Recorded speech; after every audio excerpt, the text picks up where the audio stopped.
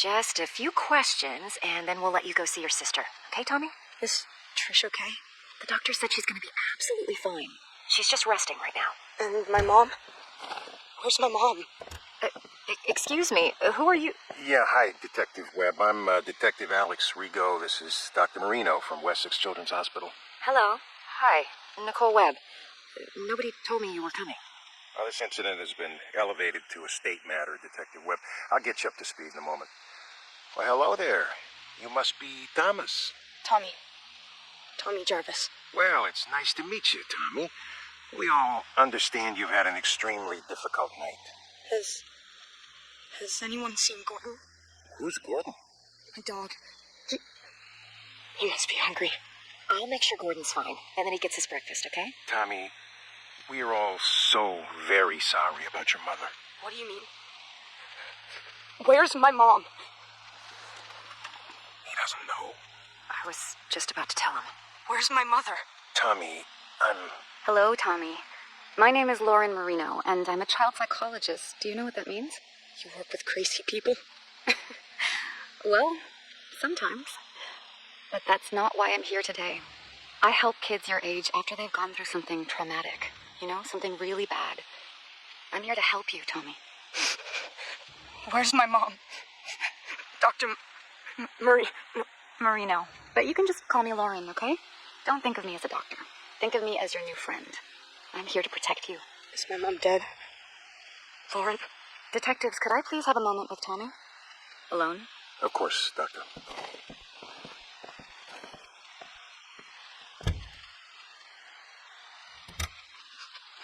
My mom's dead too, isn't she? I'm so sorry, Tommy. But yes, she's gone. It was Jason. Jason killed all of them. Who is Jason, Tommy? Jason Voorhees. He's the man that did all of this. Your sister, Patricia. She told the police that you saved her, that you killed the man who attacked you. Jason. Do you remember killing the man, Tommy? Yes. When Detectives Rigo and Webb come back in, they're going to ask you a bunch of questions about what happened, about the man. Can you be strong and answer them for me? One moment, please. Do you think you can answer their questions for me, Tommy? I want to see Trish. And you will, in just a moment, I promise. But first, it's very important. You need to tell the detectives everything you remember, okay? Okay. I'll be right here with you, Tommy. Come in, detectives. How are we doing, Tommy? He's still in shock. I want to see Trish now. We just have a few more questions about the man who did this. Jason. His name was Jason. Do you remember ever seeing the man near your home before tonight? Did the man ever threaten you or your family? Why do you keep calling him the man? It was Jason. Jason Voorhees. Tommy, where is your father? Do you know how we can contact him? I haven't talked to my dad since my 8th birthday. He's in Mexico with Sally. Who's Sally? Do you have her phone number? No! Lauren, I don't want to do this right now. I want to see Trish. Trish! Trisha! I suggest we take a break and let Tommy see his sister for a moment. Tommy, the man who attacked you, did he say anything? Did he... Trish? Trisha! Tommy, wait! God damn it, stop the tape. Stop the... Few more questions. We know you must be tired. I have the nurses setting up a bed for you in Trish's room. Does that sound good, Tommy? Tommy? Uh-huh. Now, the man who attacked you. Jason. Okay, we can call him Jason for now, but we're still trying to identify who he really was. You don't believe me? Tommy, your sister told us that you shaved your head before you attacked Jason. Why? I thought that if I looked like him, that he would listen to me. That we could understand each other. When you say understand each other, you do understand that the man who did this was extremely dangerous and disturbed, right? Yeah. No one is mad at you, Tommy. We know that you killed him in self-defense. But you do understand that killing is wrong. Even though he was a bad man, do you feel sad about killing him? I'm sleepy. Tell me how you're feeling about killing the man... Jason. I don't know. Had you ever killed anything before? An animal or something? I don't think so. You don't think so? Do you think it's wrong to kill someone, Tommy? Hey, I have a visitor here who would very much like to see Tommy. Huh? Gordon! Oh, Gordon, you're okay? Thank God, Gordon, old boy. Detectives, I must insist that Tommy sleep. He's been through a lot. more than any boy his age should ever go through. We still have a lot of questions that need answering, Dr. Morino. And I will help you with that, Detective Rigo, but right now I'm going to put Tommy and Gordon here to bed. Excuse us. Come on, Gordo. Let's go see Trish. Oh, that kid gives me the creeps. Did he say anything else that could help us figure out who our John Doe is at the morgue? Just more Jason Voorhees bullshit. That's why they sent me. Sir, Jason Voorhees is quite real to the good citizens of Crystal Lake community. We've been through a lot here over the last few years. Yeah, a lot of copycats. A lot of deranged psychopaths who want to see a sick ghost story come true. With all due respect, Detective Rigo, With all due respect, Detective Webb, Jason Voorhees drowned in that lake of yours back in 1957. It was his psychotic mother that started all this, and your good citizens who created this bogeyman bullshit. If your department can't identify whoever this deranged kid chopped up, then instruct the morgue to make up a name to give the public, and then cremate him. This Jason Voorhees shit ends now. Am I understood? But sir, if I may just... You may not. That's all for now, Detective. Yes, sir. Hi, Tommy. Hey, Lauren. Here, I wanted to show you my newest mask. Oh, wow. She's beautiful. Interesting ears. Does she have a name? That's Arwen. She's the elf princess from a book I'm reading. Ah, Lord of the Rings. Whoa. You know something? You're pretty rad for an older lady. I'm going to choose to take that as a compliment, young man. So, with Trish leaving for college this fall, she and I have been speaking about the next steps for your treatment. I'm sick of treatment. Aren't I done yet? Tommy, it's only been a year since everything happened. We have a long way to go. And with how things have been lately, we actually need to step your therapy up a few notches. Just because of one stupid fight? 11 fights, Tommy. But I have wonderful news. I've spoken to my associates at that special hospital I told you about, and they've accepted you. They have an incredible staff that's perfect for this next, more aggressive phase of your treatment. Plus, you'll get to be with other kids like you. You mean crazy? You're not crazy, Tommy. You've just been through a major trauma. But now you'll be around other kids who have had similar experiences. It's an exceptional program, the best there is in the country. Really? Really. You're going to thrive there, I know it. Trish and I are going to bring you there tomorrow. Can Gordon come with me? It's a hospital, Tommy. You know the rules about pets. Oh, man. Can I bring my masks? Absolutely. Now, start packing, mister.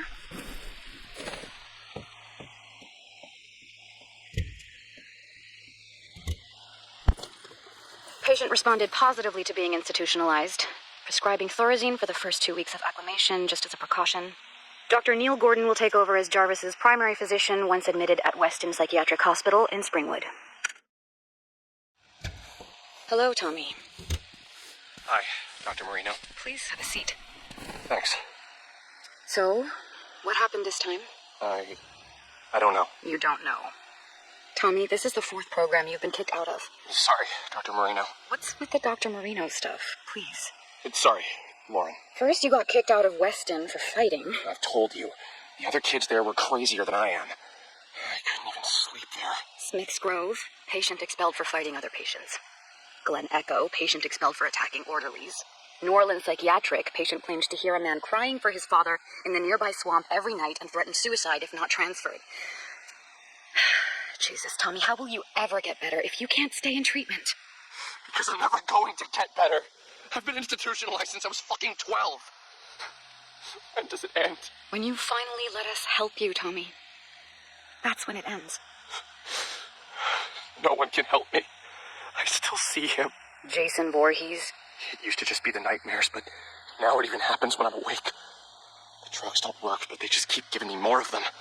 I can't live like this anymore. I can't. I've got one last idea. You're not going to like it, but just listen to me, okay? I'm going to admit you to the Unger Institute. Unger? But I thought the whole point was to get me away from Crystal Lake. It's an extreme direction, but it's the best way to prove to yourself, once and for all, that Jason Voorhees is dead and can't hurt anyone ever again. No, I can't go back there. You don't have a choice anymore, Tommy. And listen to me. You can't get thrown out this time. Do you understand? This is my last option because no one else will take you. If you blow this, the state will take over and stick you in a padded cell for the rest of your life. I'm not going to let that happen on my watch. I know you're scared, Tommy. But this is how you're going to beat this once and for all. I'm committing you to Unger.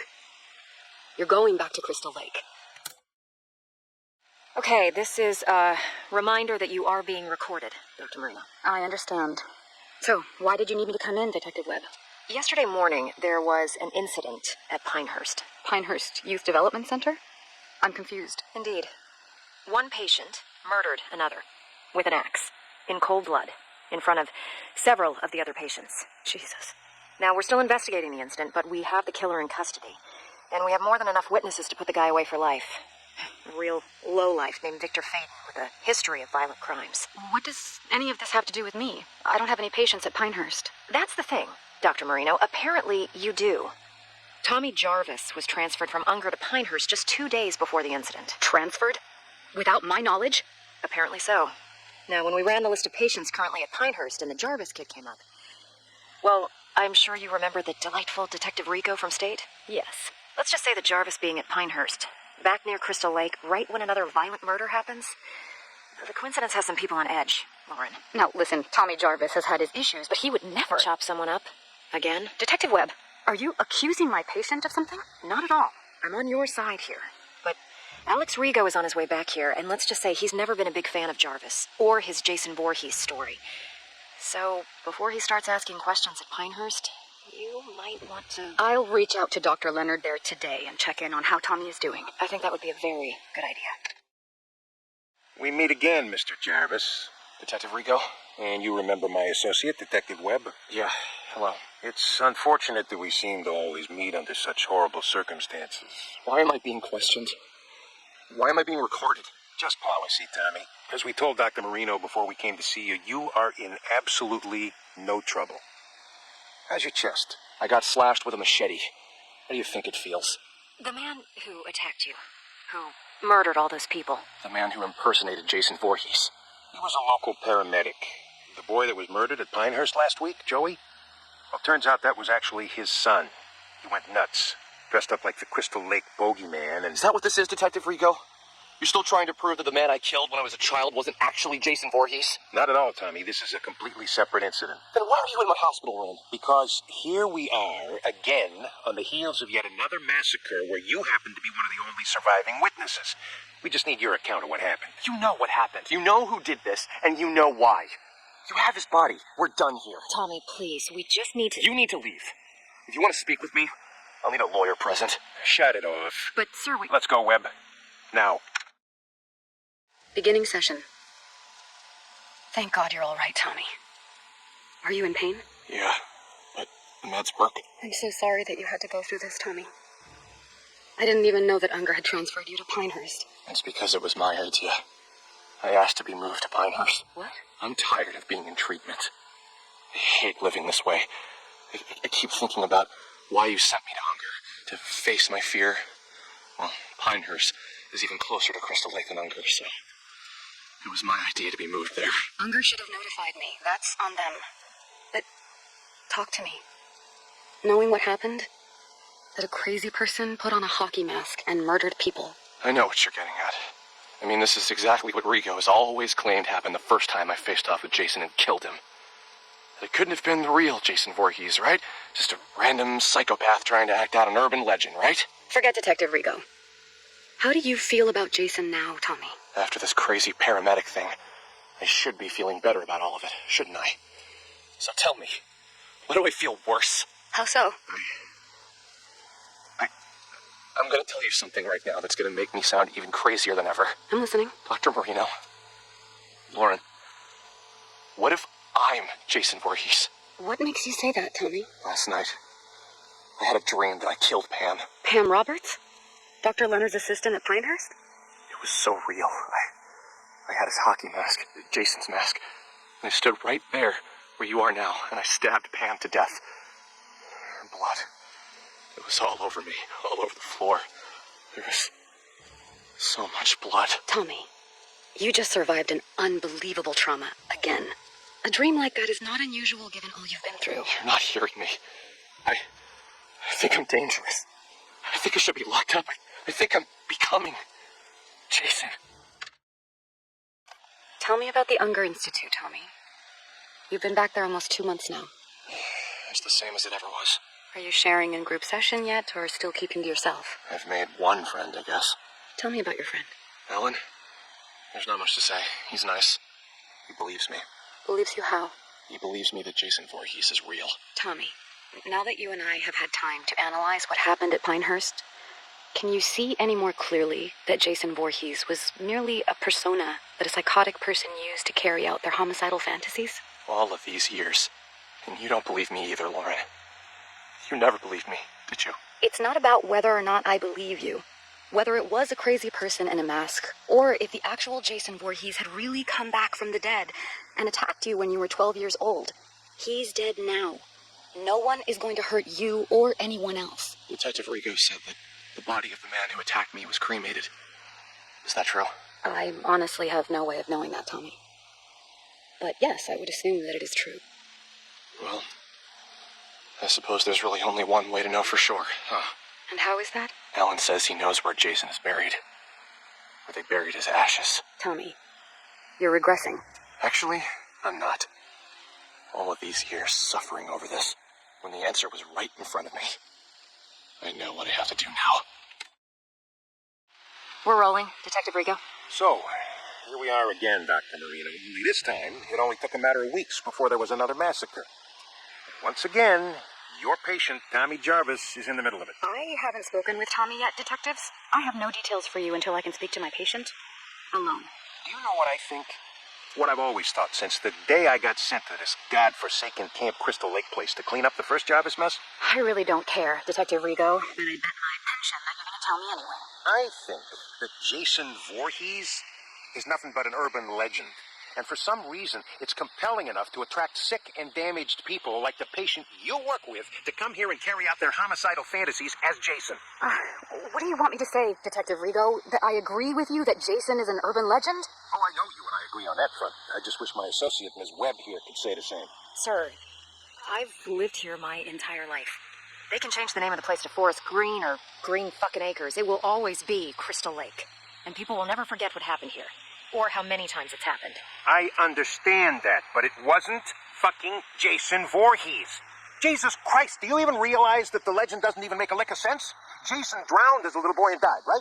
But then you locals think he came back from the dead to avenge his mother and was somehow now a grown man? And now he just keeps coming back? Look, I've never once let superstition affect my work. All I'm saying is that at a certain point, you've got to look at the facts and... And the fact remains that no one on God's green earth has done more to perpetuate this bullshit story and keep inviting this horrible shit to Crystal Lake's front door than that Jarvis freak. And Dr. Morino here insists on humoring Tommy Jarvis instead of locking him away where no one can hear from him again. I've had enough of this. Unless you're accusing my patient of an actual crime, then I'm done here. Oh, you're done here, all right. The way I see it, you have two options. You can either continue to defend your precious basket case Jarvis while bodies pile up, or you can help us shut his fucking mouth once and for all and stop getting people killed. I'm glad this is being recorded because I believe you just threatened my patient. No, Doctor, I'm threatening you. You've had years to shut down this raving lunatic, but instead, he's only gotten worse. And now I got yet another pile of innocent corpses, dead sheriffs, and an entire campground full of terrified, scarred-for-life children because of what Tommy Jarvis brought to this godforsaken place. So do your fucking job. Either cure this asshole's insanity or lock him away where he won't be heard from again. Or God is my witness, I'll make sure that you never practice psychiatry again. Where are you going? Hey, you can't just... God damn! Shit, holy Jesus, jumping Christmas shit! Shut it off, Webb. Thank you for meeting with me, Tommy. I put Jason back at the bottom of Crystal Lake, where he belongs. They've had divers out there all morning. Tommy, they haven't found anyone yet. That's impossible! Who's saying that? Rigo? That lying bastard. Maybe you put someone in that lake. Someone who was killing innocent people. But it was not Jason Voorhees. Do you understand me? They've gotten to you too. Oh, God, they've gotten to you too. Nobody has gotten to anybody. But Tommy, the police are convinced that psychos keep coming here to masquerade as Jason because you keep perpetuating the story. Alan knew where Jason was buried. He brought me there. I dug him up, and his body was right there in the grave. He was never cremated, Lauren. But he came back to life. He killed Alan and all of those people. And it's all my fault. Yes, Tommy, it is your fault that you attract these maniacs. All this town wants is to bury the Voorhees story, but you, everywhere you go, you keep it alive, and that's why this happens. There are witnesses. An entire camp full of witnesses saw Saw someone dressed in a hockey mask. Once again. Don't you see the pattern here, Tommy? I watched Jason crawl out of his grave! No, you didn't, because that's not possible. Tommy, I'm sorry. I can't help you anymore. My God. They're gonna kill me, aren't they? What? Who's they? Who's going to kill you, Tommy? You. You sold me out to them, didn't you? You told me you were my friend. The night I met you, you said you'd protect me. Now they're gonna kill me because I know the truth. Tommy, stop. Put down that lamp. How could you do this to me? I'm the one who finally killed Jason, me! But they're all so desperate to cover it up that now you've signed my death warrant! You're out of control, Tommy. Put down that lamp and...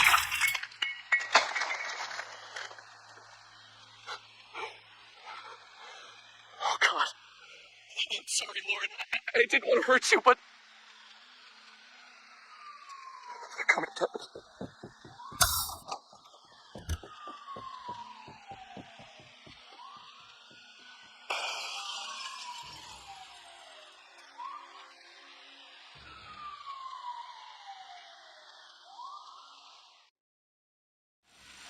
If you're hearing this, then you found my website, and they haven't taken it down yet.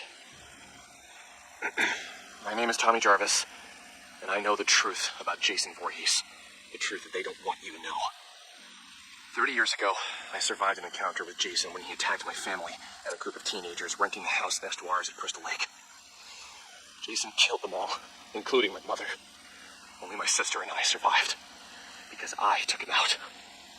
But what did they do? They institutionalized me for over a decade. They told me I was crazy, that Jason wasn't real. Even my own sister eventually even gave up on me and stopped calling. Trish, if you're out there somewhere, and if you hear this, I forgive you. I know that they must have gotten to you. I love you, and I don't blame you. I just hope you're safe. Several years ago, I dug up Jason's grave to see once and for all if his ashes were really in it like the authorities claimed they were. They lied. They lied to me, to all of us. They never cremated him.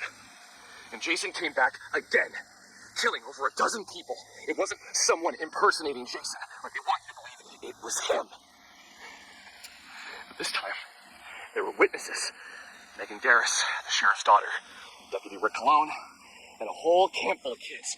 They survived that night. They know the truth, but they've all been brainwashed or threatened into believing what they want them to believe. Yes, they want everyone to believe that what they saw was merely another psychopathic imposter pretending to be Jason Voorhees. But I knew the truth. So then they came after me because I wouldn't repeat and sell their lies. I had to knock out my psychiatrist to escape. Dr. Lauren Morino, I'm sorry that I hurt you, and I hope that you're all right. I only did what I had to do after they had gotten to you. I think I've tracked down one of the other survivors. Someone else who knows the truth. I